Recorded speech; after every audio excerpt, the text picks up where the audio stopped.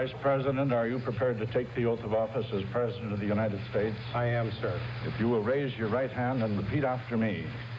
I, Џералд R. Ford, do solemnly swear.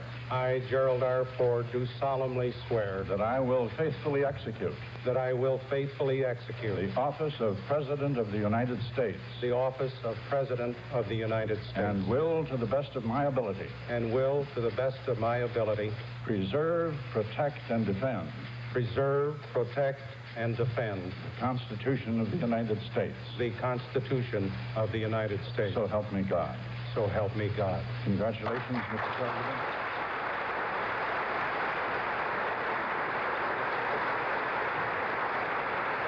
Ladies and gentlemen, the President of the United States.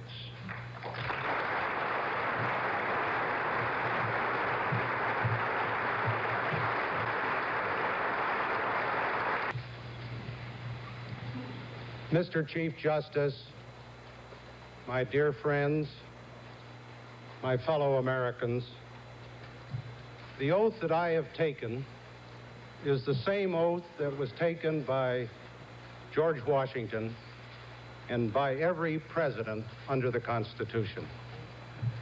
But I assume the presidency under extraordinary circumstances never before experienced by Americans.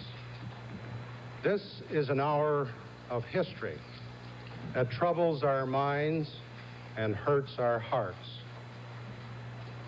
Therefore, I feel it is my first duty to make an unprecedented compact with my countrymen. Not an inaugural address, not a fireside chat, not a campaign speech. Just a little straight talk among friends, and I intended to be the first of many.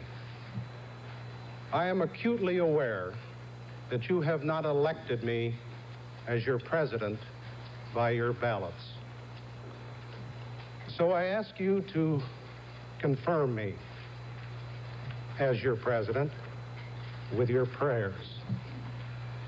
And I hope that such prayers will also be the first of many.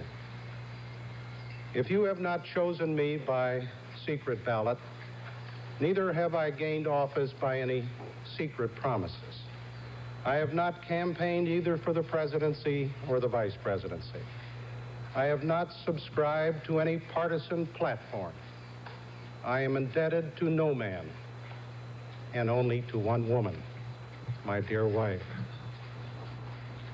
as I begin this very difficult job. I have not sought this enormous responsibility, but I will not shirk it. Those who nominated and confirmed me as vice president were my friends and are my friends. They were of both parties, elected by all the people and acting under the Constitution in their name. It is only fitting, then, that I should pledge to them and to you that I will be the president of. I intend on Monday next to request of the Speaker of the House of Representatives and the President pro tempore of the Senate the privilege of appearing before the Congress to share with my former colleagues and with you, the American people, my views on the priority business of the nation, and to solicit your views and their views. And may I say to the Speaker and the others, if I could meet with you right after these remarks, I would appreciate it. Even though this is late in an election year, there is no way we can go forward except together. And no way anybody can win except by serving the people's urgent needs. We cannot stand still or slip backwards. We must go forward now together. To the peoples and the governments of all friendly nations, and I hope that could encompass the whole world, I pledge an uninterrupted and sincere search for peace. America will remain strong and united. This is the glue that holds government together not only our government, but civilization itself. That bond, though stained, is unbroken at home and abroad. In all my public and private acts as your president, I expect to follow my instincts of openness and candor with full confidence that honesty is always the best policy in the end. My fellow Americans, our long national nightmare is over. Our Constitution works. Our great republic is a government of laws and not of men. Here, the people rule. But there is a higher power.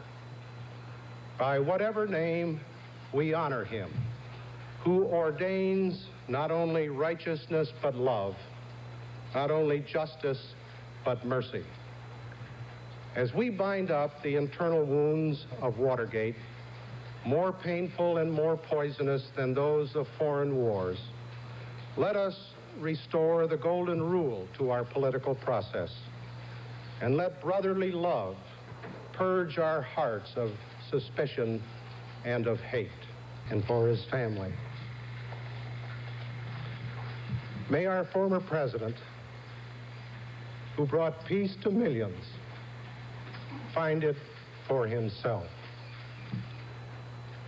May God bless and comfort his wonderful wife and daughters, whose love and loyalty will forever be a shining legacy to all who bear the lonely burdens of the White House. I can only guess at those burdens, although I have witnessed at close hand the tragedies that befell 3 presidents and the lesser trials of others.